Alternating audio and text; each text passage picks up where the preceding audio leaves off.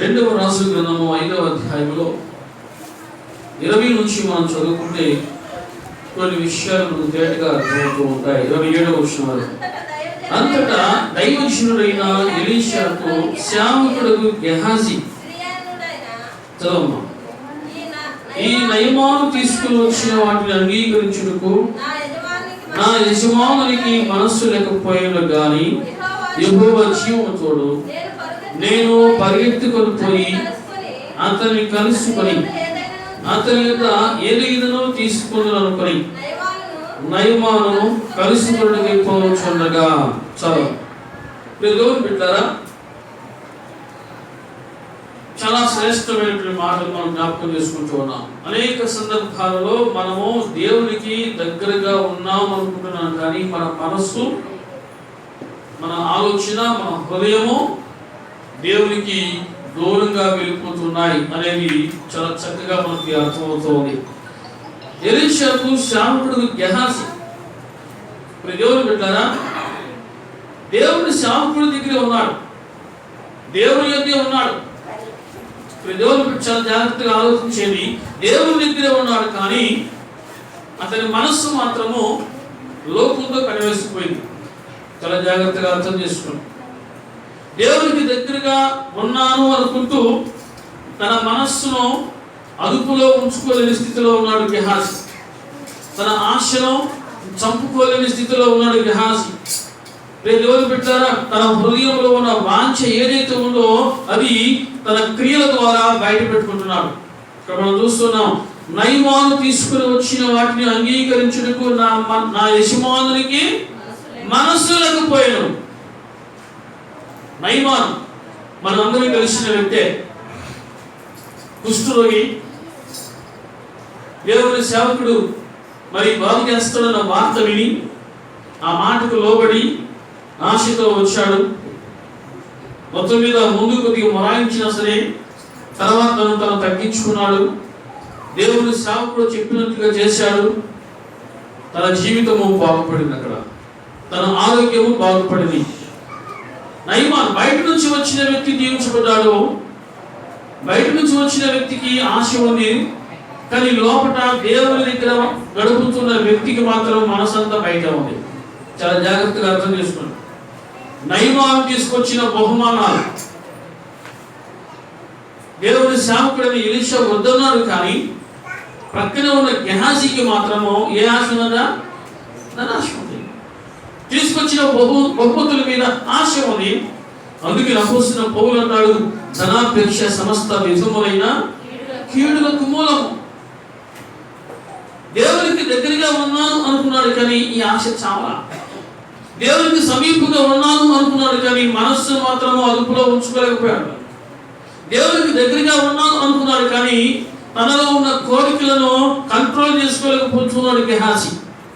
చాలా జాగ్రత్తగా అర్థం చేసుకొని, నా యజమానునికి మనస్సు లేకపోయాను.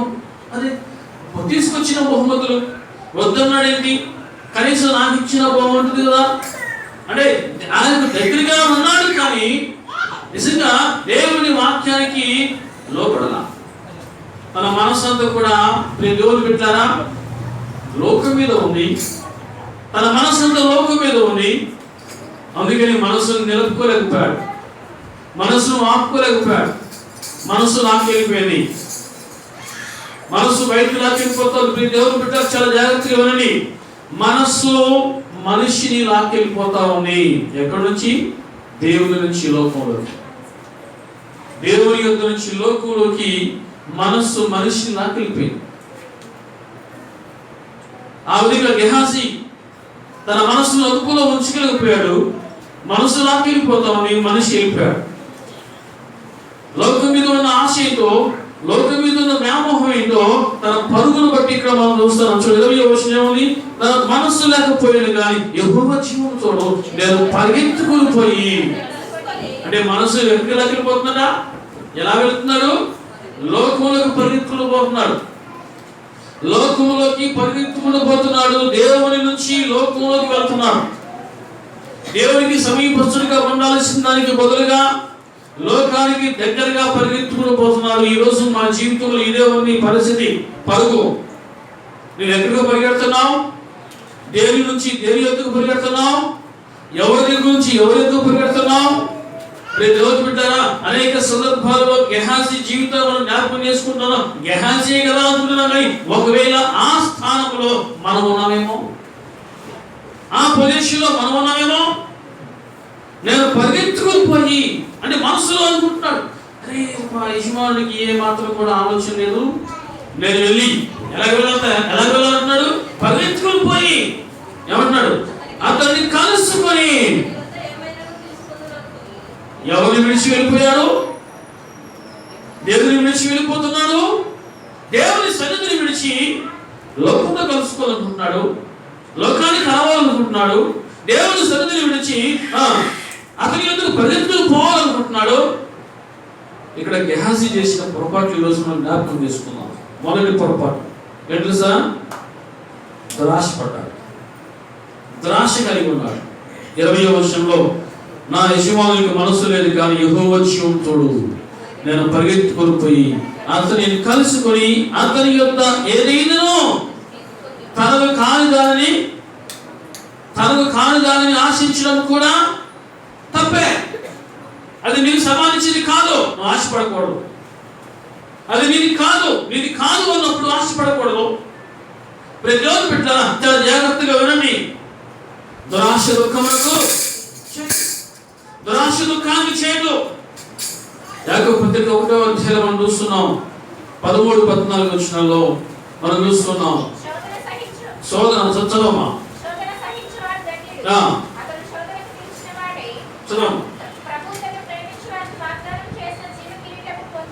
పొందును. దేవుడు కీడు విషయమై ఎవరిని శోధించడు కానీ ఎవడైనను శోధించబడుచున్నప్పుడు నేను దేవుని చేత శోధించబడుచున్నానని అనుకోకూడదు. ప్రతివాడు ఎంతమంది ప్రతివాడు దేవునికి దగ్గరగా ఉన్నా అనుకున్నవాడు కూడా ప్రతివాడు తన స్వకీయమైన దురాశ చేత ఈడువబడి మరలు కొల్పబడిన వాడే శోధింపబడును. దురాశ కృపను ధరించినదై పాపమును కనుక పాపము పరిపక్వమైనదై మరణమును కనును. మనుషులు దురాశ లోకంలోనికి పరిగెత్తుకుని పోయేలా చేస్తూ ఉంటుంది. పరిగెత్తుకుని వెళ్తున్నాడు. దేవుని సన్నిధిని విడిచి లోకంలోకి పరిగెత్తుకుంటూ పోయాడు గెహాజీ. దురాశ గర్భము ధరించింది. దేవుని బిడ్డల వెంటనే ఏది కూడా ఫలితం కనబడదు. పాపములో ఉన్న ఆనందము ప్రస్తుతం రుచిగా ఉండొచ్చు, దాని ఫలితం మాత్రము చేదుగా ఉంటుంది. దురాశ గర్భము ధరించి ఏం కంటుందన్నా? పాపమును కనుక పాపము పరిపక్వమైనదై. దేవుని ఆజ్ఞలో ఒక ఆజ్ఞ ఏంటి? నీ పొరుగు వారికి దేనినైనను ఆశించదు. అది నీది కాదు, నువ్వు ఆశించకూడదు. దురాశ గర్భము ధరించి నీలో ఉన్న ఆలోచన చంపేస్తుంది. ఏమవుతులే, ఏమైంది ఒకసారికి ఏమైంది? ఏం కాదు, కనబడిందని కావాలి, కంటికి నచ్చిందని కావాలి. ఎంత ఆశ మనిషికి ఈనాడు. ఆ బహుమానాలు చూశాడు, కళ్ళు ఆ బహుమానాలకు ఆకర్షించబడ్డాయి. ఏదైతే తోటలో ఉన్న అవమ్మ ఆ చెట్టుకున్న పళ్ళు చూసినప్పుడు ఎలా ఉన్నాయంట? చూచుటకు రమ్యముగా ఉన్నాయి. ఆకర్షించబడింది లోకము. గెహాజీకి ఆ బహుమానాలు ఆకర్షించబడ్డాయి. దేవుని సన్నిధి విడిచి లోకంలోకి పరిగెత్తుకుని పోతున్నాడు.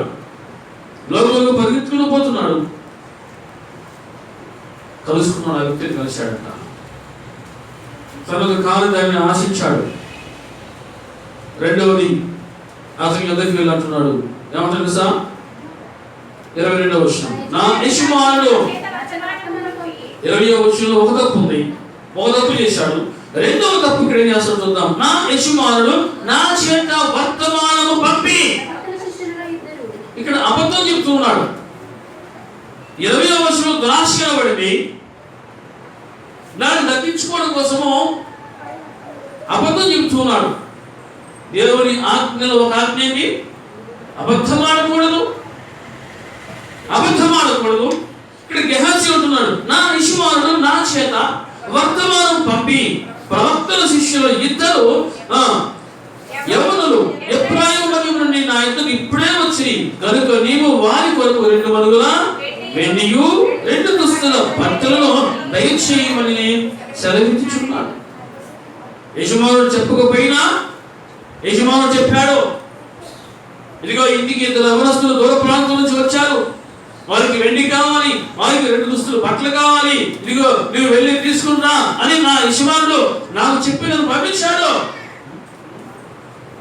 యజమానుని యొక్క విలువను తీసేసి అక్కడ యజమానుడు అటువంటి వాడు కాకపోయినా దేవుని బిడ్డలారా, పూర్తిగా దేవుని మీద ఆధారపడిన వ్యక్తి అయినా సరే, నమ్మకంగా ఉండాల్సిన శిష్యుడు యజమానుని గౌరవాన్ని తగ్గిస్తూ ఉన్నాడు. యజమానుని యొక్క ఘనతను తగ్గించేస్తున్నాడు. అబద్ధం చెప్పాడు కదా, ఒకటేమో దురాశ పడుతున్నాడు, రెండో దగ్గర అబద్ధం చెప్తున్నాడు. లోకంలో బ్రతకడం కోసం ఎన్ని అబద్ధాలు,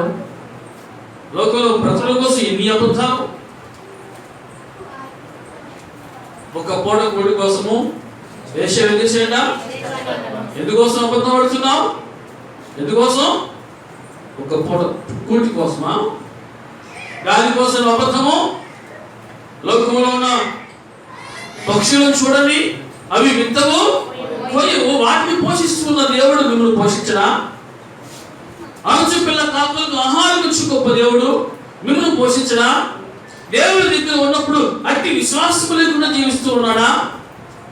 గెహాజీ అట్టి నమ్మకం లేకుండా, అట్టి విశ్వాసం లేకుండా బహుమానాల కోసం ఆకర్షించబడి దేవుని సన్నిధిని విడిచి లోకులకు పరిగెత్తుకుని పోతున్నాడు.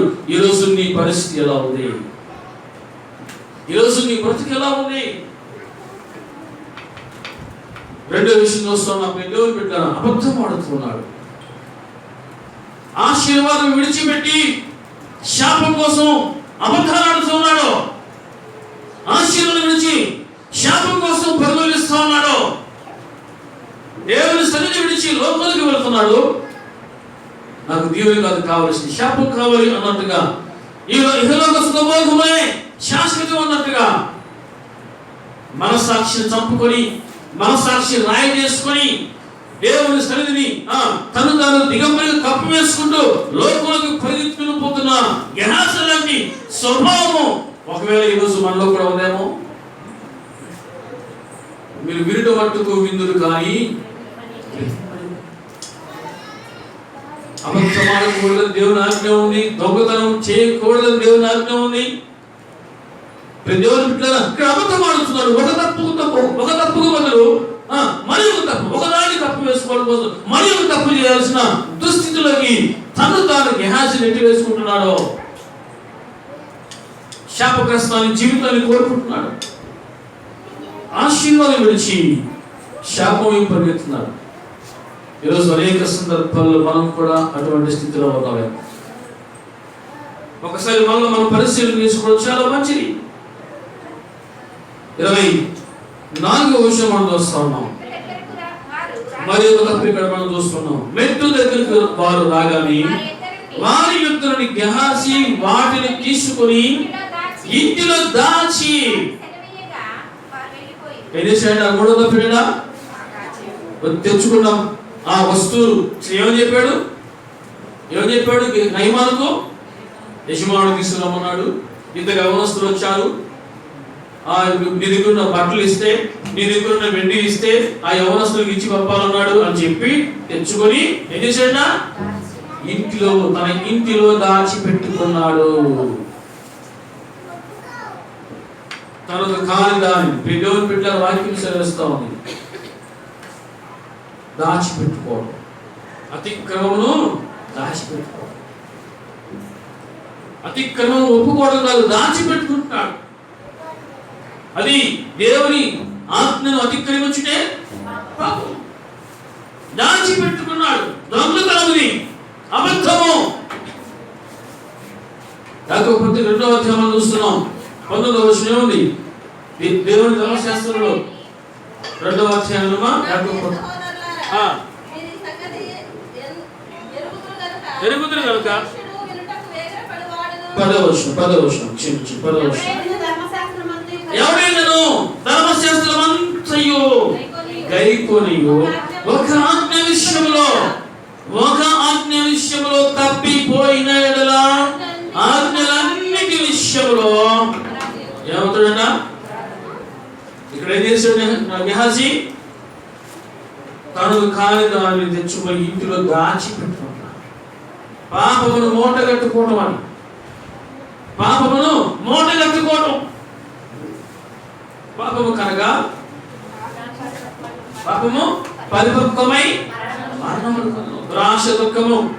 దేవుని బిడ్డరా, దురాశ గర్భము ధరించింది, పాపాన్ని కన్ని పాపము పరిపక్వమై, అంటే పాపం పండాలి. ఒక మనిషికి పతనం రావాలంటే పాపం అనేది ఒకరోజు పండింది. గెహాజీ దాచిపెట్టుకున్నాడు. యోబు గ్రంథంలో ఒక మాట చూస్తున్నాం. యోబు గ్రంథంలో ఇక్కడ తన జీవితంలో వచ్చినటువంటి సమస్యలకు యోబు స్నేహితులు ఇక్కడ ఒక మాట మాట్లాడుతుంది. 22వ అధ్యాయంలో 23వ వచనం. సర్వశక్తుని యొద్దకు నీవు తిరిగి నీ గుడారములో నుండి దుర్మార్గమును దూరముగా తొలగిస్తే నీవు అభివృద్ధి పొందేదవు. ఒకసారి అందరూ చెప్పు హల్లెలూయా. నీ గుడారములో నుండి ఏం చేయాలట? నువ్వు దాచిపెట్టుకుని ఏదైతే ఉందో అది ధనము కాదు, అది బహుమానాలు కావు, ఏదైనా అది దుర్మార్గము, అది పాపము. నువ్వు పాములు తెచ్చి ఇంట్లో పెట్టుకున్నట్టే, నువ్వు పాములు తెచ్చి ఇంట్లో పెట్టుకున్నట్టే అది ఏ నాటికైనా కాటి వేస్తుంది. ఇప్పుడు చూస్తున్నాం చూడండి. సర్వశక్తుని యొద్దకు నీవు తిరిగి ఎడల నీ గుడారములో నుండి దుర్మార్గమును.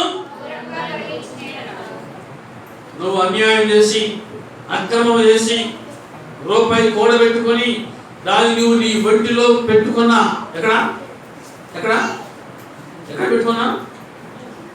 ఒంటిలో పెట్టుకోండి. ఒంటిలో పెట్టుకోవడం ఏంటి? తింటున్నా చూడండి, ఎక్కడ పోతే ఒంట్లోకి. అది నీకు శాపకమా? అది ప్రమాదం. అది ఏ నాటికైనా అది ప్రమాదమే, అది నష్టమే. ఏం కాదులే అనుకోవచ్చు, నువ్వు చేస్తున్నప్పుడు ఏం కాకపోవచ్చు, కానీ దానికి ఫలితం వచ్చి చూడండి, అది చాలా ఘాటుగా చేదుగా ఉంటుంది. చాలా ఘాటుగా చేదుగా ఉంటుంది. నీ గుడారములో దుర్మార్గమును దూరముగా తొలగించు. అన్యాయం చేసి సుఖభోగాలు అనుభవించే వాళ్ళు చాలా మంది ఉన్నారు. దొంగతనాలు చేసి సుఖభోగాలు అనుభవించే వాళ్ళు చాలా మంది ఉన్నారు. కానీ దేవుని వాక్యం ఇక్కడ ఉంటుంది, అది దుర్మార్గము. ఆ దుర్మార్గము నీవు నీ ఇంటిలో దాచిపెట్టుకున్నంత కాలము నీవు అభివృద్ధి చెందవు. చెప్పిన హల్లెలూయా. నువ్వు పైకి రావాలంటే, నువ్వు అభివృద్ధి చెందాలంటే నీ ఇంటిలో దాచిపెట్టుకున్న దుర్మార్గం ఏదైతే ఉందో, అన్యాయం ఏదైతే ఉందో దాన్ని బయటకు పోవడం పాత్ర. దాన్ని ఇంటిలో నీ ఒంటిలో రానివ్వదు. పాపాన్ని నీ ఇంటిలోకి నీ ఒంటిలోకి ఆ దుర్మార్గాన్ని రానివ్వదు. అది ఎప్పటికైనా అది నీకు చేదు మిగిల్చింది, అది ప్రమాదం అని. మరలా ఒకసారి మనం చదువుకుందాం. 21 చదువుకుందాం. ఆయనతో సహవాసం చేస్తే నీకు సమాధానం ఉంటుంది, అలాగే నీకు మేలు కలుగును. ఆయన నోటి ఉపదేశమును అవలంబించుము, ఆయన మాటలను నీ హృదయంలో ఉంచుకోము. దేవుని బిడ్డలారా, నువ్వు దేవునితో సహవాసం చేయి, నువ్వు అభివృద్ధిలోకి వస్తావు. నువ్వు దేవునితో సహవాసం చేయి, నీ జీవితం బాగుపడింది. అంతేగాని నీవు ఆ దుర్మార్గం తెచ్చుకొని ఇంటిలో దాచిపెట్టుకుంటే గెహాజీ ఏమయ్యాడు? అటువంటి స్వభావం మనలో లేకుండా మనం చూసుకోవాలట. హల్లెలూయా. ఆజ్ఞ అతిక్రమమే పాపము. గుడారములోని దుర్మార్గమును దూరంగా తొలగించు. దూరంగా కలిగించు. ఒక నీ మనసులో ఉన్నా, నీ ఇంటిలో ఉన్నా, అది దుర్మార్గమైతే, అది అక్రమమైతే, అది అన్యాయం అయితే, అది అవినీతి అయితే దాన్ని దూరంగా కలిగించు. దేవుడిని చూస్తాడు, దేవుడిని దీవించును కాక. కాదులే అనేసి ఒక పూట కోటి కోసం అనేసి పంచభక్ష ప్రమాణాల కోసం అనేసి నువ్వు అన్యాయంగా అక్రమంగా అవినీతి మార్గంలో నువ్వు తెచ్చుకున్నా, గట్టి మార్గంలో నువ్వు తెచ్చుకున్నా, అది నీకు నష్టమే. అది నీకు చివరి కష్టాన్ని నీకు వచ్చింది. అది ఎంత మాత్రం కూడా మంచిది కాదు. పొడుచుకున్నాను గాక, గుచ్చుకున్నాను గాక. దేవుని వాక్యం సెలవిస్తావు. నీ ఇంటిలో నువ్వు ఏది దాచిపెట్టుకున్నావు, నీ మనసులో ఏది దాచిపెట్టుకుంటున్నావు, అది కంటికి కనబడకపోవచ్చు, కంటికి కనబడవచ్చు, దాన్ని దూరంగా తొలగించు. లేకపోతే యేసు ప్రభువు మార్కు సువార్త 8వ అధ్యాయంలో, మార్కు సువార్త 8వ అధ్యాయంలో యేసు ప్రభువు ఒక మాట అంటున్నారు. 35 చదువుకుందాం. తన ప్రాణమును రక్షించుకుని వాడిని పోగొట్టుకును, నా నిమిత్తమును సువార్త నిమిత్తమును తన ప్రాణమును పోగొట్టుకున్నవాడు నన్ను రక్షించుకును. ఒకడు లోకమంతయు సంపాదించుకుని తన ప్రాణమును పోగొట్టుకుంటే వారికి ఏంటి ప్రయోజనం? అన్యాయంగా, అక్రమంగా, దొడ్డి మార్గంలో, అవినీతిగా నువ్వు ఏది పోగేసుకున్నా, ఏది దాచిపెట్టుకున్నా, ఎవరికి తెలియదనుకున్నా సరే అని అంటున్నాడు. లోకం అంతా సంపాదించుకొని నువ్వు ప్రాణం పోగొట్టుకుంటే ఏమిటి నీకు ప్రయోజనం? అది నీకు సంతోషాన్ని ఇవ్వదు, అది నీకు ఆనందాన్ని ఇవ్వదు, అది నీ ఒంటికి సరిపోదు, నీ ఇంటికి సరిపోదు. నీ ప్రాణాలను పోగొట్టుకుంటావు. దేవుని బిడ్డలు వాక్యం సెలవిస్తుంది. ఒకడు లోకమంతయు సంపాదించుకొని తన ప్రాణాన్ని పోగొట్టుకుంటే, నువ్వు అన్యాయం చేసి దేవుడు చూడలేదా? నువ్వు అక్రమం చేసి దేవుడు చూడలేదా? నువ్వు దుర్మార్గం చేసి దేవుడు చూడట్లేదా? నువ్వు అభివృద్ధి చేసి దేవుడు చూడట్లేదా? దేవుడు చూస్తున్నాడు అని భయపట్టే నువ్వు అభివృద్ధిలోకి వస్తావు. ఎవరు చూడట్లేదే, ఎవరికి తెలియదులే, ఎవరు చూడట్లేదే, ఎవరికి తెలియదు. వచ్చి యెషయా గ్రంథంలో ఒక మాట మనం చూస్తున్నాం. యెషయా గ్రంథంలో దేవుడు పెట్టారా, మమ్మల్ని ఎవరు చూస్తున్నాం, ఎవరు తెలుసులే. యెషయా గ్రంథము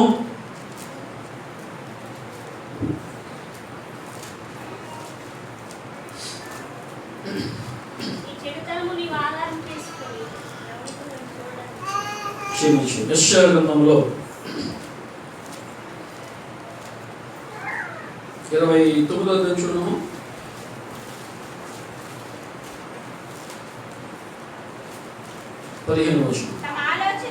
తమ ఆలోచనలు యెహోవాకు కనబడకుండా ఏమనుకుంటున్నారు? మనం మా ఆలోచన, మా పన్నాగం, మా తెలివితేటలు ఎవరికి తెలియదులే అనుకోవచ్చు. మన ఆలోచనలు కూడా దేవుడు చూస్తాడు అనే విషయం మనం గుర్తుపెట్టుకోవాలి. హల్లెలూయా. తమ ఆలోచనలు యెహోవాకు కనబడకుండా లోపల వాటిని మరుగు చేయవచ్చు వారికి శ్రమ. మమ్మల్ని ఎవరు చూస్తారు, మా పని ఎవరు తెలుసులే అనుకొని చీకటిలో తమ క్రియలు జరిగించు వారికి శ్రమ. ఏంటా శ్రమ? ఇంగ్లీష్ ఓ అనే మాటకు అయ్యో అనే అర్థం వస్తుంది. అయ్యో ఎంతో దౌర్భాగ్యమో. నువ్వేమనుకుంటున్నావు? నీ ఆలోచనలు యెహోవాకు కనబడకుండా లోపల వాటిని మరుచేయాలనుకుంటున్నావా, దాచిపెట్టాలనుకుంటున్నావా? నీకు శ్రమ. నువ్వు దాచిపెట్టచ్చు, కొంతకాలం నీ ఆటలు సాగవచ్చు, కొంతకాలం నీ తెలివితేటలు పని చేయొచ్చు, కొంతకాలం నీ నాటకాలు కూడా నడవచ్చు. కానీ తర్వాత ఏమొస్తుంది తెలుసా? శ్రమ. శ్రమ. తమ ఆలోచనలు యెహోవాకు కనబడకుండా లోపల వాటిని మరుగు చేయవచ్చు వారి శ్రమ. అంటే మనిషికి ఎన్ని తెలియదు చూడండి. దేవునికి కూడా కనబడకుండా ఇది సాధ్యమా? దేవునికి కూడా కనబడకుండా చేద్దాం. ఎంత ఏజ్లోకి వెళ్ళిపోవచ్చు మనిషి. సరే, మనిషి నుంచి తప్పించుకోవచ్చు, అధికారుల నుంచి తప్పించుకోవచ్చు, కానీ దేవుడి నుంచి కూడా తప్పించుకోవాలని వస్తున్నారంట. ఇది సాధ్యమయ్యేది కాదు. ఎందుకు తెలుసా? దేవుడు మీ మీద, నా మీద, మనందరి మీద వేటిని సాక్షిగా పెట్టాడంట? భూమిని ఆకాశమును, హల్లెలూయా, భూమిని ఆకాశమును సాక్షులుగా పెట్టాడు. తమ ఆలోచనలు యెహోవాకు కనబడకుండా ఏ రేంజ్లో గెలిపాడు చూడు, మనసు తానాశ గెలిపాడు, అంటే బీచ్లో గెలిపాడు. దేవునికి కూడా కనబడకు లోపల వాటిని మరుగు చేయవచ్చు వారికి శ్రమ. గెహాజీ అనుకున్నాడు, మా గురువు గారికి తెలియదు, నేను నమ్మిన దేవుడికి తెలియదు అనుకుంటున్నాడు. కానీ తర్వాత రిజల్ట్, ఫలితము చాలా ఘాటుగా చేదుగా ఉంటుందనే విషయం తెలియదు చాలా మందికి. దాని ఫలితం అనుభవించినప్పుడు పంట చేతికి వచ్చిందనుకున్న టైంలో ముళ్ళ కంపులు చేతికి వస్తే ఎంత బాధ ఉంటుందో అర్థం చేసుకోండి. పంటకు బదులుగా ముళ్ళ పొదలు, గచ్చ పొదలు ఇవి మీ చేతికి వస్తే ఎంత బాధ ఉంటుందో ఆలోచన చేయండి. నువ్వు దేవుని ఆశించి అన్యాయ మార్గములో, దుర్మార్గములో, అవినీతిలో నడుస్తున్నావో అది దేవుడు చూస్తున్నాడు, అది నీకు దేవుడు దూరంగా చేస్తున్నాడు. చెప్తున్నాడు, నా ఆటలు సాగుతున్నాడు, నా తెలివితేటలు, నా మాయోపాయములు, నా కుట్రలు, నా పన్నాగములు ఎవరికి తెలియదులే అనుకుంటున్నాడు. మమ్మల్ని ఎవరు చూచెదరు? 15 వచ్చినామా, మమ్మల్ని ఎవరు చూచెదరు? నా పని ఎవరు తెలుసు? నువ్వు చేసే పని ఎవరు తెలియదా అనుకుంటున్నావు? నేను చేసే పని ఎవరికి తెలియదు అనుకుంటున్నావు? మా పని ఎవరికి తెలుసు? ఎవరికి తెలియకపోవచ్చు. నువ్వు మనుషుల నుంచి, అధికారుల నుంచి తప్పించుకోవచ్చేమో కానీ దేవుని నుంచి, దేవుని సన్నిధి నుంచి నువ్వు ఎంత మాత్రం కూడా తప్పించుకోలేవు అనే విషయము మర్చిపోకూడదు.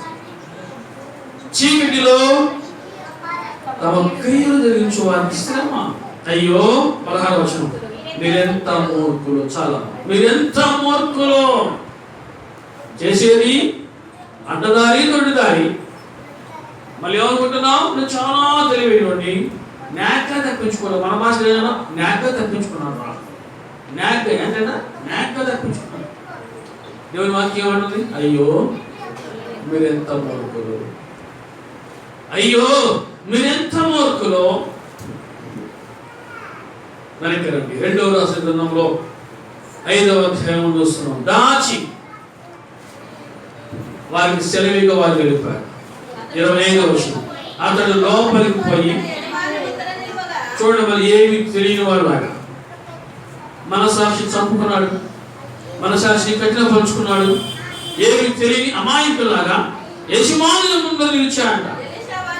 ఎలీషా వారిని చూచి, గెహాజీ నీ వెచ్చటి నుండి వచ్చిందని అడిగాడు. ఏమడుగుతున్నాడు? నీ వెచ్చటి నుండి. అప్పుడప్పుడు మనం ఏమంటాం, ఎక్కడి నుండి వచ్చా అన్నట్టుగా. ఎక్కడి నుండి వచ్చా, ఎక్కడి నుండి వెళ్ళొచ్చా? వెళ్ళేది నాకాటే, వెళ్ళేది ఆశాపే. అడిగిలొచ్చా ఎక్కడి నుండే? అయ్యో మీరెంత మూర్ఖులు. అక్కడికి వెళ్ళొచ్చా? అసలు నాకేం తెలియదండి, అసలు నాకేం తెలియదు. ఆయన అన్నాడు, అయ్యో మీరెంత మూర్ఖులు. గెహాజీ నీ వెచ్చటి నుండి వచ్చిందివి, నీ వెచ్చటి నుండి వచ్చిందివి. గెహాజీకి అర్థం కలదా ఆ ప్రశ్నకు?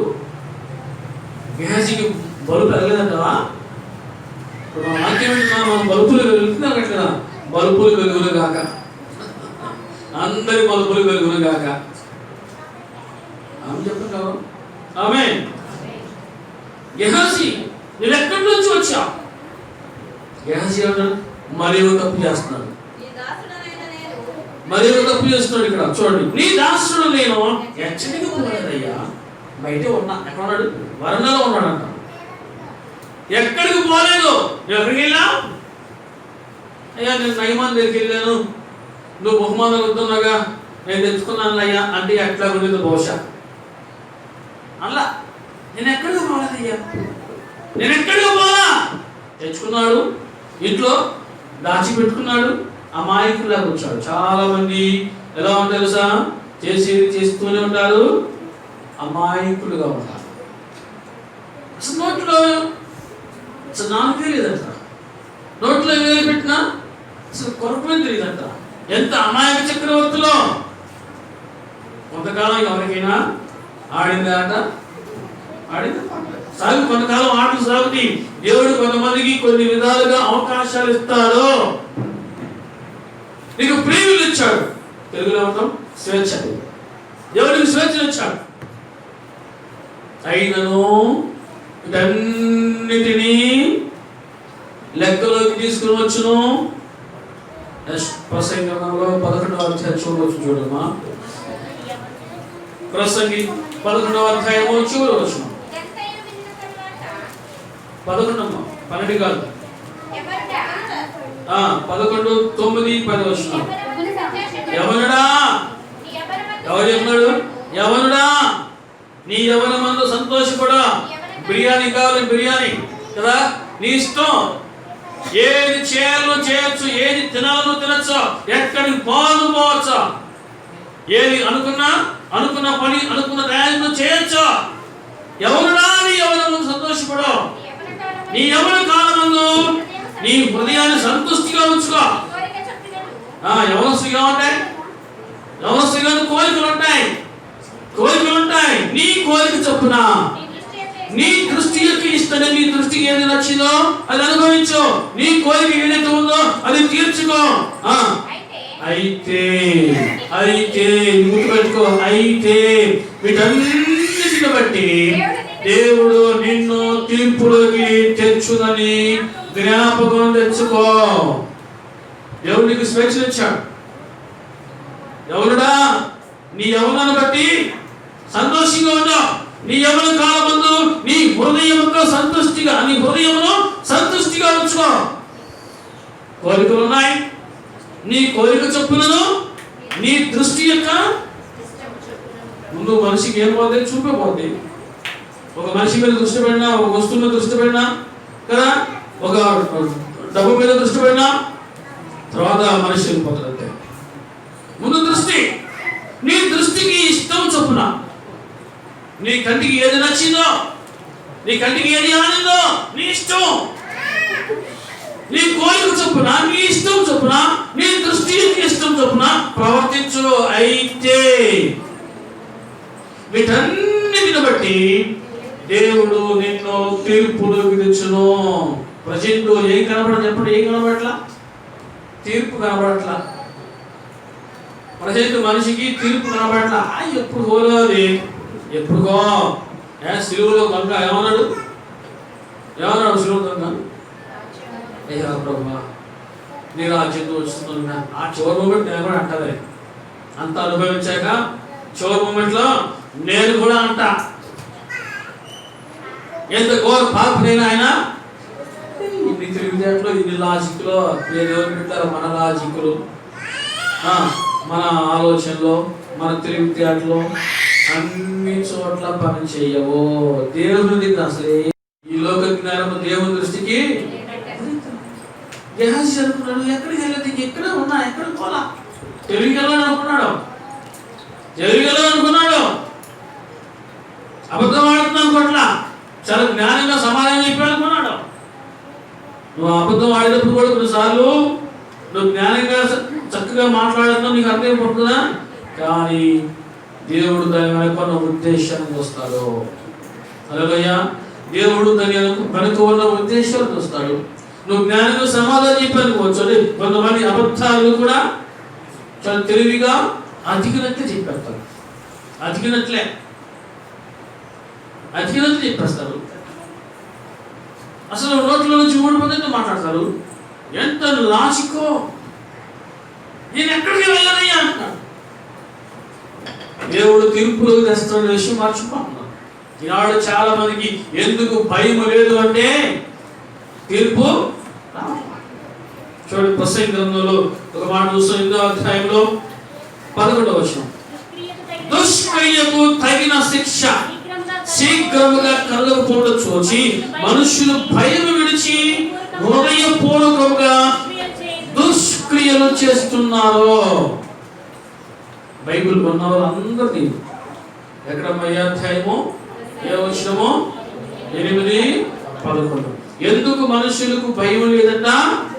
దుష్క్రియకు తగిన శిక్ష శీఘ్రంగా లేదు, రావట్లా. రాత్రి నేను 8 ప్రాంతాలు ఇబ్రహీంపట్నం నుంచి వెళ్ళి వస్తున్నాను. ప్రపంచం అంతా భయంగా ఉంటే బాధకి కూర్చొని వాక్యాలు చక్కగా తాగుతున్నారో ముక్కలు తెచ్చుకొని బాటిల్ తెచ్చుకొని మనలు బాధ. ప్రపంచం అంతా కరోనా గలియతానం చేస్తా ఉంది. మరి వాళ్ళ ముందుకు చెప్పు నాట్యం ఆడిద్దాం, అర్థం కాదా? బావు నేను మీ దగ్గర ఉన్నా, బావు నేను మీ పక్కనే ఉన్నా అని ఇంటి దగ్గర ఎంత భయంగా ఉన్నారు, బయట ప్రపంచం అంతా ఎంత ఆందోళనతో ఉంది, అర్థం కావట్లా. ఒక వీడియో మీకు పంపించాను వాళ్ళ గ్రూప్లో, మీరు చూసారు చూడండి వీడియో గ్రూప్లో. ఒక ఇంట్లో ఉన్న వాళ్ళే ఊపిరాడక ఎట్లా కుతుకులాడుతారంటే ఒడ్డున పడ్డ చేప ఏ విధంగా కుతుకులాడుతా ఉందో అట్లా ఈరోజు మీ వీడియో చూడండి ఇంటికి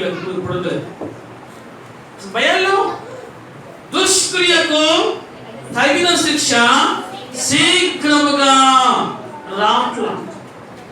వెంటనే శిక్ష వస్తే ఎవరు తప్పు చేస్తారా?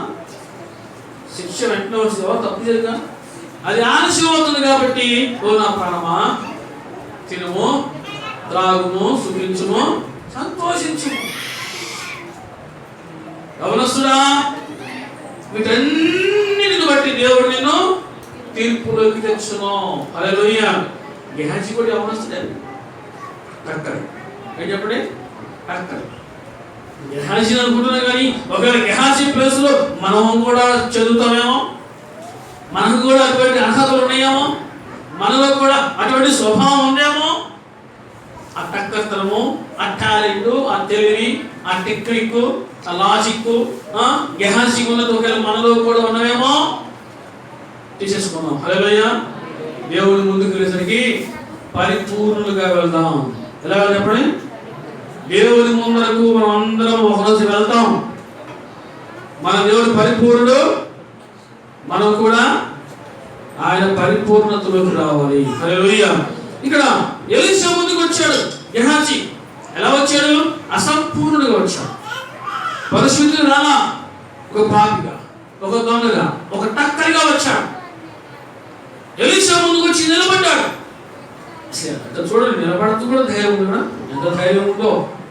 ఎక్కడికి వెళ్ళొచ్చావు? నేను ఎక్కడికి వెళ్ళలేదు. అబద్ధం చెప్పడం కూడా ఎంత టాలెంట్ చూపించాడో.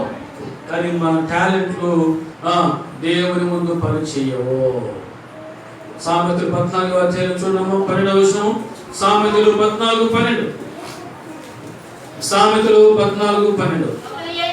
ఒకరి ఎదుట సరైనదిగా కనబడు మార్గము కలదు, అయితే తుదకు అది మరణానికి త్రోవ తీయును. ఒకరి ఎదుట సరైనదిగా కనబడు మార్గము కలదు. కొన్నిసార్లు అనుకుంటాం మనం ఏది చేసినా కరెక్టే, అదే పని ఎదురు మనిషి చేస్తే తప్పున్నారా? చెప్పండి, తప్పున్నారా? మనం చేస్తే కొన్నిసార్లు మనం ఏది మాట్లాడే కరెక్టే, కానీ అదే మాట ఎదురు మనిషి మాట్లాడితే తప్పు. ఇది లాజిక్. దేవుని వాక్యం అనేది ఒక్కని ఎదుట సరైనదిగా. ఇందులో తప్పే ఉంది అనుకుంటున్నావు కదా నువ్వు. 131వ కీర్తన చూద్దాం. 130వ కీర్తన 3వ వచనం. 130వ కీర్తన 3వ వచనం. యెహోవా నీవు దోషములను కనిపెట్టి చూచిన యెడల ప్రభువా ఎవడు నిలవగలడయ్యా? ఎవరితో వస్తుంది మీకు? హల్లెలూయా. మనిషి కనిపెట్టి చూసినా నువ్వు నిజాయితీ పరుడుగా బయటకు రావచ్చాము. దేవుడు చూస్తే ఎవరైనా ఒక్కరైనా నిజాయితీ పరులుగా బయటకు వస్తామన్నా చెప్పండి. హల్లెలూయా.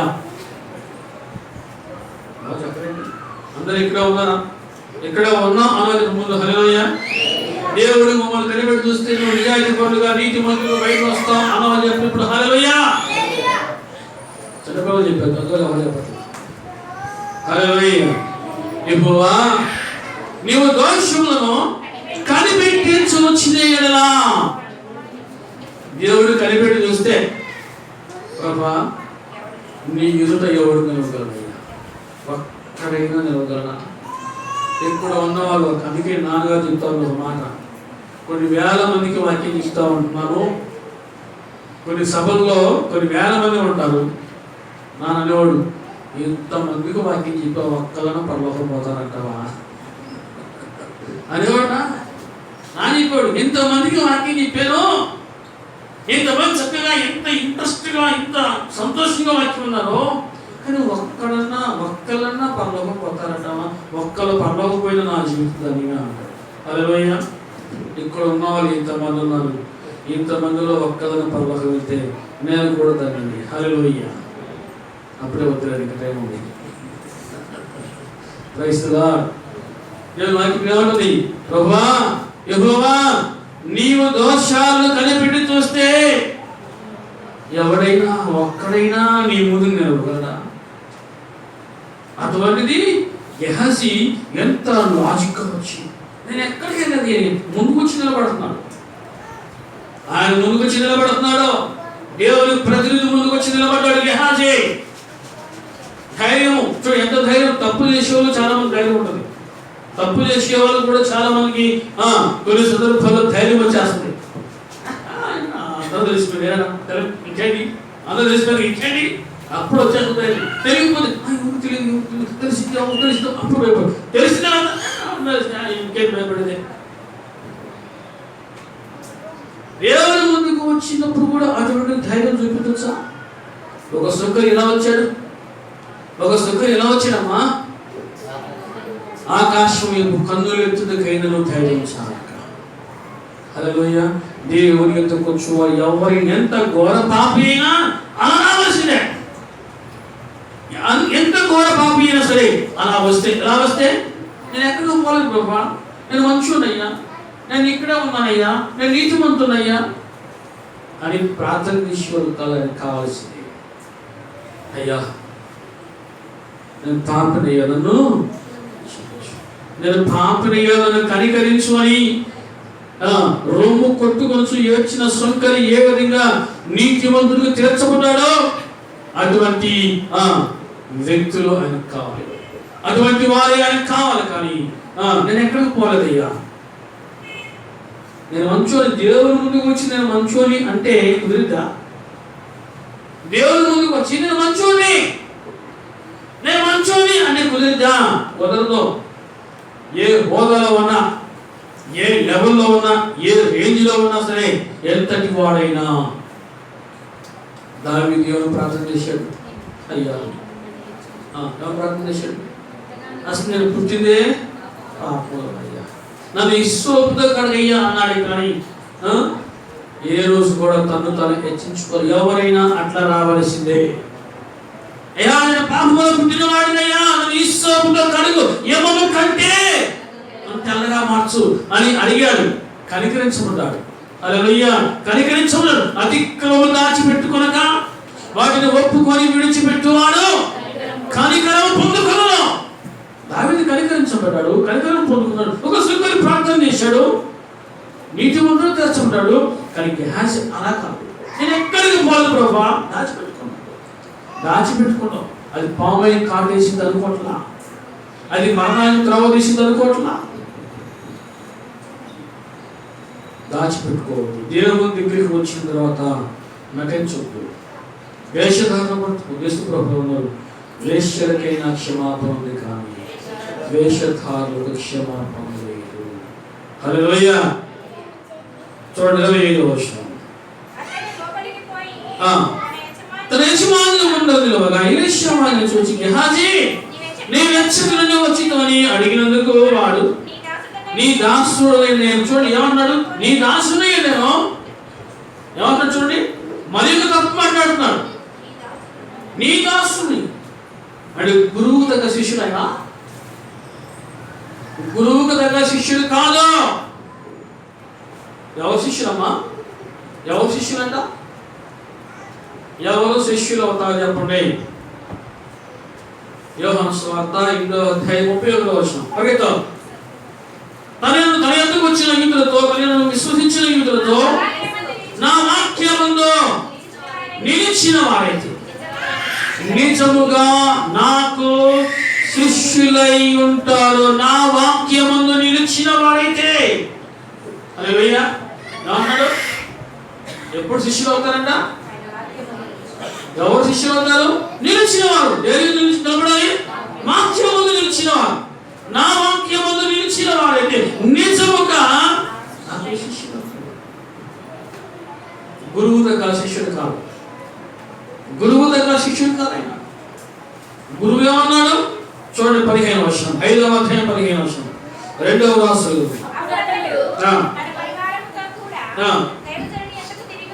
తిరిగి వచ్చి నిలిచి చిత్తగించుము, ఇశ్రాయేలులో ఉన్న దేవుడు తప్ప లోకమంతటి యందును మరి దేవుడు లేడని నేను అడుగుతున్నాను. ఒక అన్యుడు సాక్ష్యం వచ్చాడు.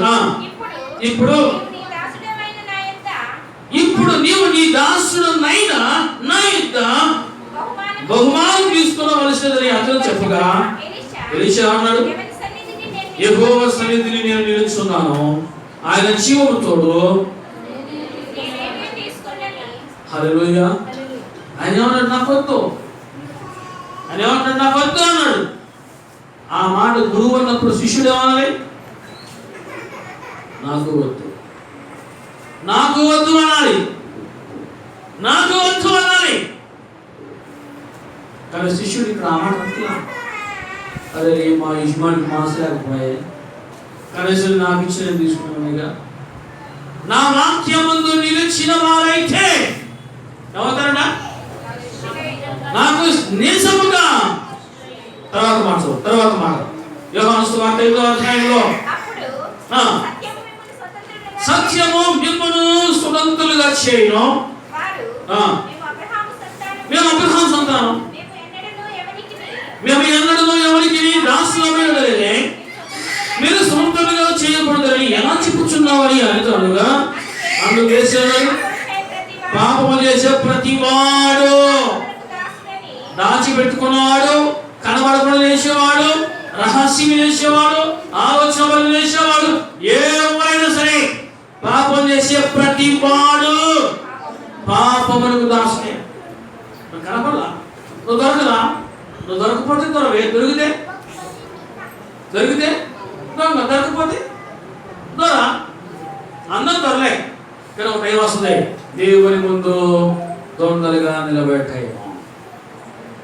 గేహసి అనుకున్నాడు, నేను ఎక్కడికి పోలేదయ్యా, నీ దాసుడు నేను. ఏమంటాడు?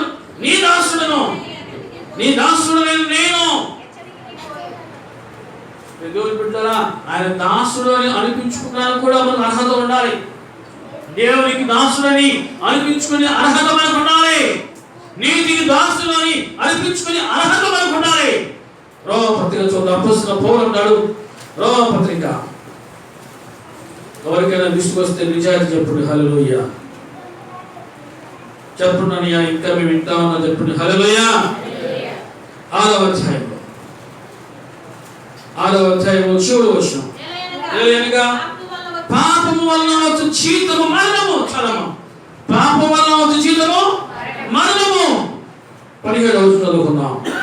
మీరు పాపములకు దాసులై ఉందని కానీ ఏ ఉపదేశ క్రమములకు మీరు అప్పగింపబడితో దానికి హృదయపూర్వకంగా లోబడిన వారైని పాపము నుండి విమోచింపబడి నీతికి దాసులవ్వాలి. హల్లెలూయా.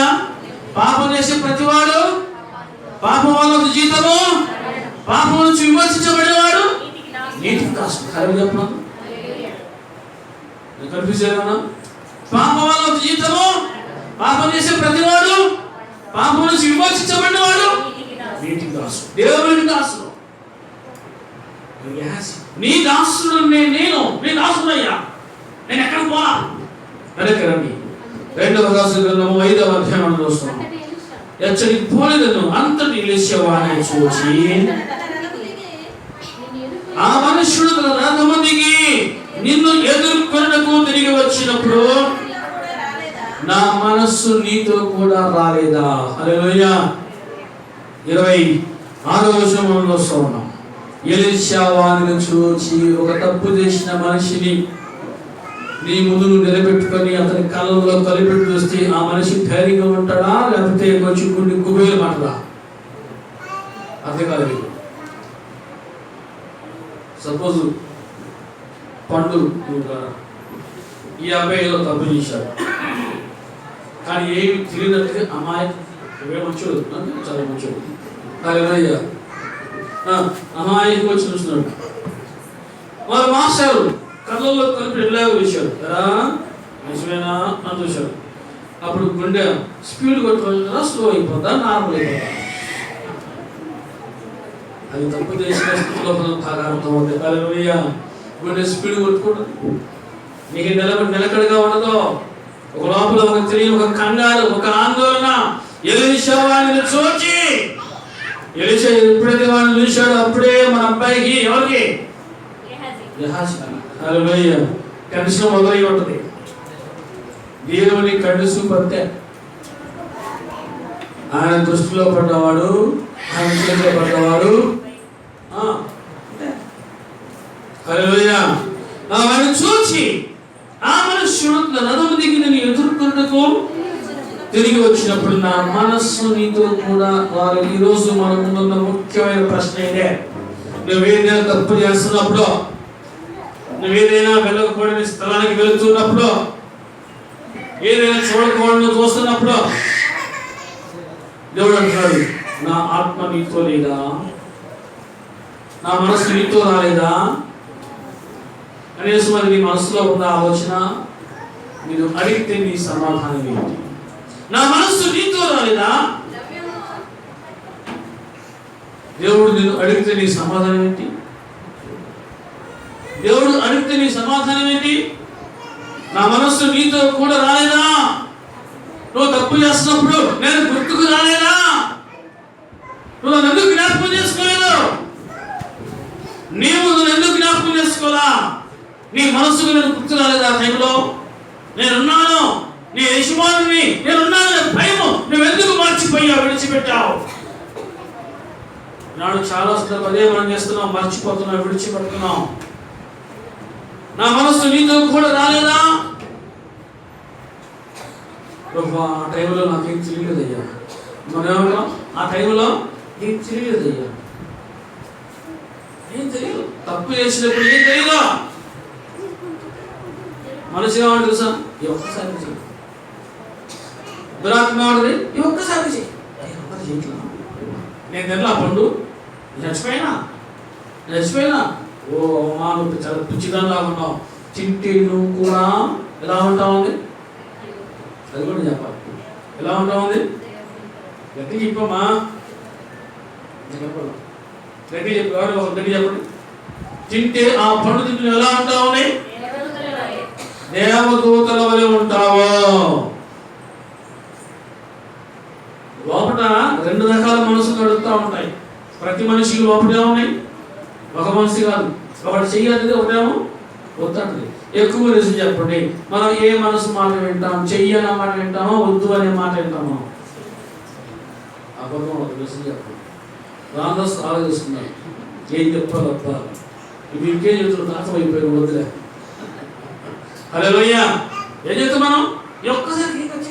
ఒక్కసారికి అందరికి ఇట్లా తప్పు చేసి వచ్చి, దేవాని పాపనిగా నన్ను క్షమించు ఓ ప్రభువా అని రెండు కన్నీటి పొట్లు కాస్తే నా తోడు కరిగిపోతాడు. వద్దా అనుకోవద్దు. రాయి కఠినం చేసుకోవద్దు, మనసులు కఠినం చేసుకోవద్దు. రాయి కరగదా కరగదా, టైం వస్తుంది. ఈ వాక్యము శుద్ధి వంటిది కాదా? ఈ వాక్యము చాకలి వాణి సబ్బు వంటిది కాదా? ఈ వాక్యము కత్తి, పొదునైన కత్తిని దీని ముందు ఎవరు నిలబడలేరు. కట్ చేస్తుంది కాదు, కట్ చేసే ఒక టైం వస్తుంది. ఆ టైం వచ్చే వరకు నువ్వు ఆడింది ఆట. తాగినోడు ఎట్లా కట్టాడు రోడ్డు మీద, తాగినోడు డాన్స్ ఎట్లా కడతాడు, మీరు చూపించుతారు ఎలా చేస్తాడు. ఒకసారి మనసులో తెచ్చుకోండి. అసలు నా చుట్టూ చేస్తాడు. కొంతకాలం ఆటలు జరుగుతుంది, బెడ్ ఎక్కేదాకా. ఎంతకాలం? బెడ్ ఎక్కేదాకా. డాక్టర్ గారు చెప్తాడు, ఏం చెప్తాడు? తాగావో వస్తావు అని చెప్పేదాకా నేను పాడిందే పాట దిగు దిగు దిగు నాదా అన్నట్టుగా దిగినాక ఎగురుతాడు, దిగినాక ఇంటికి వచ్చిన పూర్తి దిగిపోతాయి. భార్యలు అట్ల కాడు తీసుకున్నాం, లేకపోతే పప్పు నుంచి తీసుకుని అడిగి ఉండాలి. హల్లెలూయా. అర్థం కాదు విషయాలు. నా మనసు నీతో కూడా రాలేదా? నువ్వు తప్పు చేస్తున్నప్పుడు నేను ఎందుకు గుర్తురాదు నీకు? నువ్వు గుర్తు చేసుకోవా? నన్ను జ్ఞాపకం చేసుకోలేవు? ఎందుకు మర్చిపోయి భయం విడిచి పాపం చేస్తున్నావు? నా మనస్సు నీతో కూడా రాలేదా? ద్రవ్యమును, వస్త్రములను, ఒలీవ చెట్ల తోటలను, ద్రాక్ష తోటలను, గొర్రెలను, ఎడ్లను, దాసదాసీలను సంపాదించుకున్నకు ఇది సమయమా? ఇది సమయం సంపాదించుకున్నకు ఇది సమయమా? ఇవాళ ఎన్ని కేసులు వచ్చామా? ఇవాళ ఎన్ని కేసులు వచ్చాయి? రాని చెప్పాలి. ఎన్ని వచ్చే కేసులు? 30,000. ఏనమ్మా? అందుకే నేను చెప్తున్నా, కొద్దిగా వార్తలు చూడండి. 39,000 మంది ఇప్పుడు దేశంలో, ప్రపంచంలో 2వ ప్లేస్కి వచ్చిందంట. ప్రపంచంలో 2వ ప్లేస్. 39,000 మందికి సంపాదించుకున్నకు ఇది సమయమా? ద్రవ్యమును, వస్త్రములను ఎందుకు వెళ్తున్నా బయటికి? సంపాదించుకున్నాంటే పల్లెటూరు వదిలి బయటికి వెళ్తాం.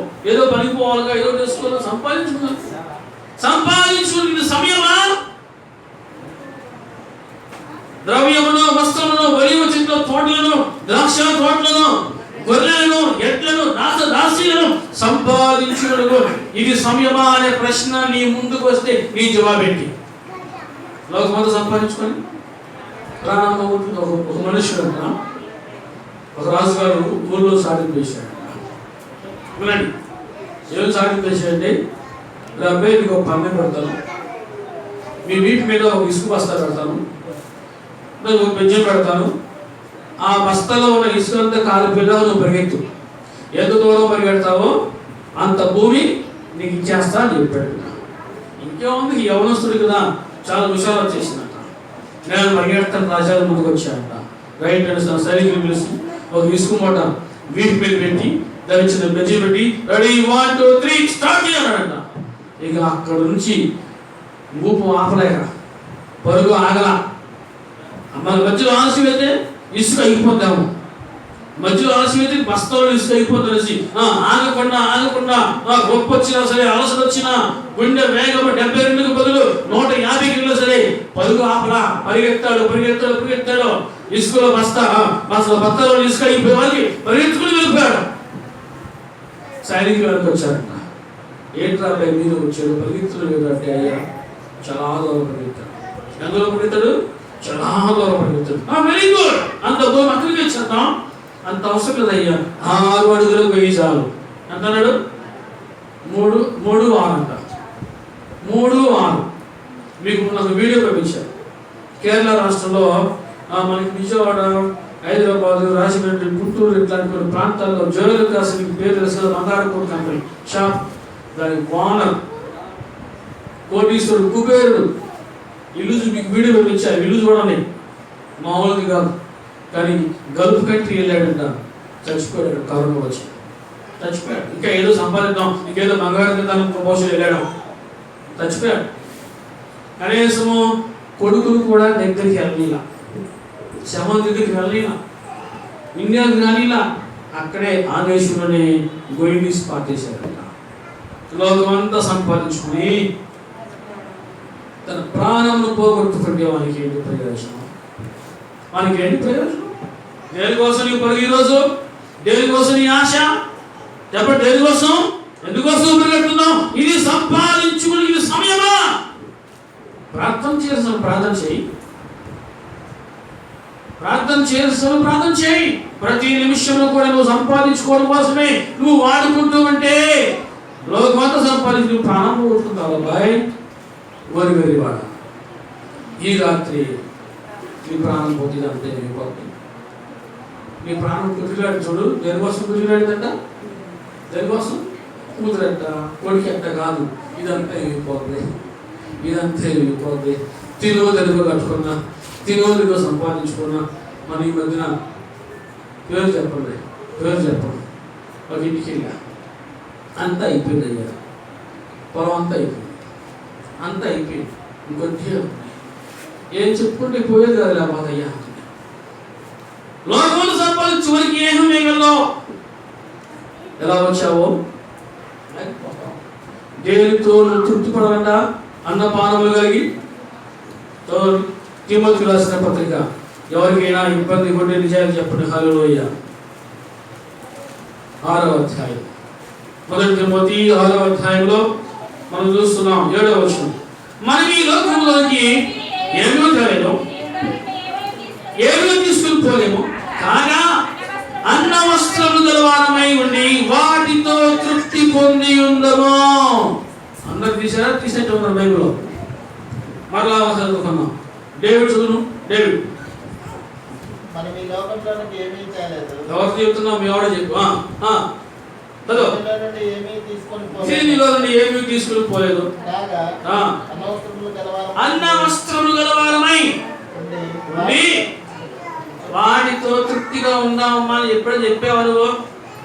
ఎప్పుడైనా మీరు మీ హస్బెండ్ చెప్పారా? నిద్రహారమా ఎందుకు ఇంత శాఖలు చేస్తున్నాం, ఉన్నదాంతో సంతృప్తిగా ఉన్నాం, ఉన్నదాంతో కుటుంబంతో హాయిగా ఉన్నాం, కల్లోని కలిసి హ్యాపీగా ఉన్నాం అయ్యా అని ఎప్పుడైనా చెప్పారా? నిద్రహారం లేకుండా ఎప్పుడైనప్పుడు పరిగెడుతున్నావు ఎందుకయ్యా అని ఎప్పుడు అన్నావా? ఎల్లు ఎల్లు ఎల్లు అనేసి అంటున్నావా? డబ్బులోకి ఎల్లు అంటున్నావా? అన్న వస్త్రములు గలవారమై వాటితో తృప్తి పొంది ఉందము. రేత్రిప్పుడు కొంతమంది మొబైల్లో పేకాడికి వెళ్తారు. ఎప్పుడు వస్తారు వాళ్ళు? ఎప్పుడు వస్తారు? తెల్లారిందా వస్తారు. కొంతమంది మొబైల్ పగలు పోతారు. వాళ్ళు ఎప్పుడు వస్తారు? చెప్పు. సాయంత్రం 6-7 ఎందుకు వస్తారు? అప్పుడు 6-7 లైట్ ఫెయిల్, డబ్బులు అయిపోయి ఉండొచ్చు, లేదా ఆకలి వచ్చి ఉండొచ్చు. పేకాటికి పిచ్చోడికి ఇల్లు వాకిలు పెళ్ళాంటారు ఏం ఉంటారు పాపం. ఎవరి పిచ్చి వాళ్ళకి ఆనందం కదా.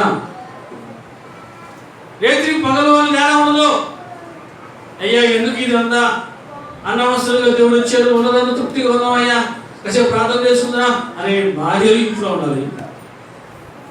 ఎప్పుడైనా సరే భర్తలు కూడా ఏదో సందర్భం వచ్చినప్పుడు సంతోషంగా ఉన్నామమ్మా, దేవుడు సంతోషంగా వచ్చాడు, కాసేపు ప్రార్థన తీసుకుందామని చెప్పాలి. అలా కాకుండా ఎంతసేపటికి ఇప్పుడున్న పరిస్థితి ఎంత సంపాదన సంపాదన సంపాదన సంపాదన సంపద సంపద. నిద్రలో కూడా లెక్కలేస్తారు. కొంతమంది ప్రార్థనలో కూర్చొని కూడా లెక్కలేసి ఉన్నారు. మీకు తెలియదు. హల్లెలూయా. ప్రార్థనలో కూర్చొని కూడా పొలంలో ఎంతమంది పట్టుకొచ్చేవాళ్ళ? ఏదో ప్రదేశం 10 రోజులు ఉన్నారు, 150 రూపాయలు, 10 1500 ఎన్ని బత్తాలు? 20 బత్తాలు. ఓకే. ఇంట్లో కూర్చున్నా అదే దేశం, మందిలో కూర్చున్నా అదే దేశం. ఒక అతను కూర్చొని లెక్కలేస్తా ఉన్నాడు. పేరులే. హల్లెలూయా. ఓ నా ప్రాణమా ఏ జీవితం అనుకుంటున్నాడు. ఉన్న పాటున నువ్వు పోతే, ఆయన వస్తే ఇదంతా ఏమైపోతే? నీ ప్రాణం అంతా దేవుడు మిగిల్చే నీకు సంపాదించుకోమన్నా స్తుతించమన్నా? ఎందుకు ఇచ్చాడు దేవుడు ప్రాణం నీకు? నీ జీవితం అంతా దేనికోసం ఖర్చు పెట్టుకోమని కాదు, దేవుని మహిమ కొరకు, నువ్వు దేవుని స్తుతించడం కోసమే దేవుడికి ప్రాణం ఇచ్చాడు. గుర్తుపెట్టుకో. నువ్వు మందిలో కూర్చున్నా లెక్కలేసుకోవడం, పొలంలో కూర్చున్నా లెక్కలేసుకోవడం, ఈ లెక్కలు ఒక్క పూట దొంగలు పడితే దొంగలు చెప్పండి. ఇప్పుడు దొంగలు ఎవరు చెప్పండి? రోగాలే దొంగలు. మీకు అర్థం కాదు. హాస్పిటల్ బిల్లు ఇప్పుడు ఎంత వస్తుంది? 5 లక్షల నుంచి 10 లక్షలే. కేవలం జ్వరం అనే అనుమానంతో, కరోనా ఉందేమో అనుమానంతో హాస్పిటల్కి వెళ్తే ముందు 5 లక్షలు కట్టండి, అడ్మిట్ చేసుకుంటాం అంటున్నారంట హైదరాబాద్. దొంగలయ్యే రోగాల దొంగలు. ఏ విధంగా దొంగలు అంటే యేసుప్రభువు మీరు భూమి మీద ధనాన్ని కూర్చుకోవద్దు, మీ ధనమును అని నేను చెప్పాను. పరలోకమందు కూర్చుకుని అక్కడ దొంగలు ఉండరు, చెమట ఉండదు. నీ హృదయం నీ ధనం ఎక్కడ ఉంటుందో ఇప్పుడు నిజం చెప్పు. నీ హృదయం ఎక్కడ ఉంది? మీరు దగ్గర పరలోకమన్నా? హల్లెలూయా.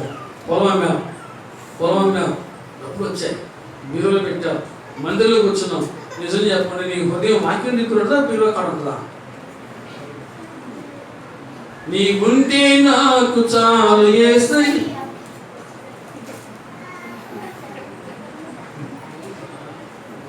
నీ హృదయం ఎక్కడున్నదా? నీ ధనం ఎక్కడ ఉండను? ఇప్పుడు గెహాజీ ఇంట్లో దాచిపెట్టుకున్నాడు. దేవుడికి కావాల్సిన హృదయమా దేహమా? హృదయం. గెహాజీ ఇంట్లో దాచిపెట్టుకున్నాడు.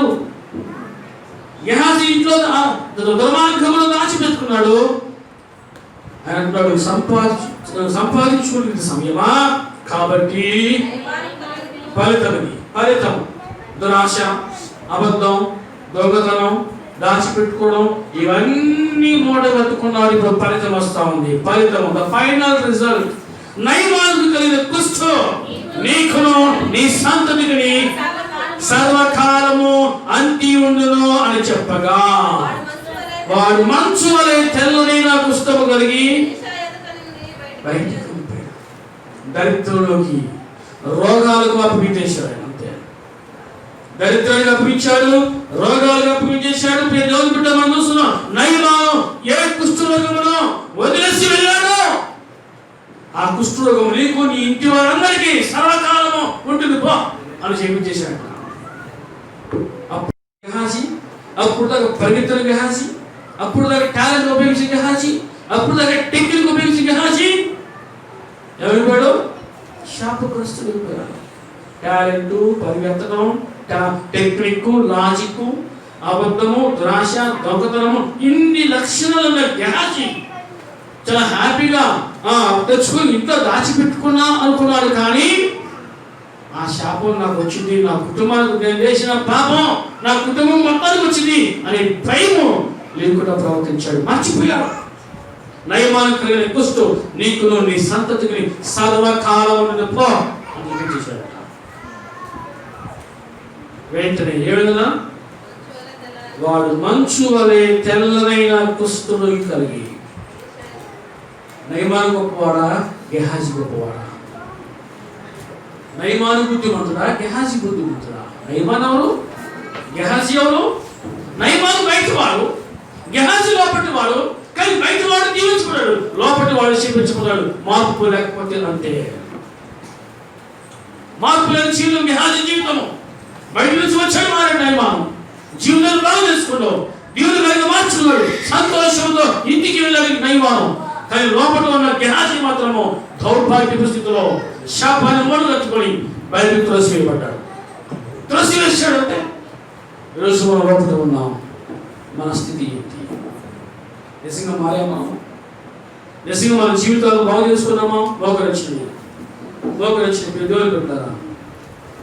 బయట ఉన్న వ్యక్తి నయమాను లోపలికి వచ్చి దీవించుకున్నాడు. లోపల ఉన్న వ్యక్తి శిపించబడి బయటికి వెళ్ళిపోయాడు. ఈరోజు నువ్వు ఏ కోవలో ఉన్నావో ఒకసారి నువ్వు ప్రశ్నించుకో.